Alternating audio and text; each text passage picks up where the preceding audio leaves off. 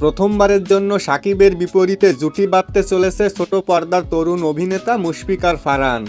তবে সিনেমায় তাকে নায়ক হিসেবে দেখা যাবে না, বরং খলনায়ক হিসেবে ধরা দেবেন তিনি। এ বিষয়ে ফারহান বলেন, এর আগেও বেশ কিছু সিনেমার অফার ফিরিয়ে দিয়েছি, কারণ সেগুলো ছোট বাজেটের সিনেমা ছিল। গল্প থেকে শুরু করে সবই বড় পরিসরে। এছাড়াও সবচেয়ে বড় কথা, ছবিটির প্রধান অভিনেতা হচ্ছেন শাকিব খান। শাকিব ভাইকে আমার অনেক ভালো লাগে। ফিউচারে আমি নিজেকে তার জায়গায় দেখতে চাই। তাছাড়া সিনেমার আলোচনায় আসতে চাইলে ইন্ডাস্ট্রিতে শাকিব খানের বিকল্প আর কেউ নেই। এর জন্য গেল বছর আরফান নিশো ও সিয়াম আহমেদ শাকিব খানের সাথে জুটি বেঁধে কাজ করেছে। সে যাই হোক, এতক্ষণ আপনারা যে ভিডিওটি দেখছিলেন এটা কোনো অফিসিয়ালি আপডেট নয়।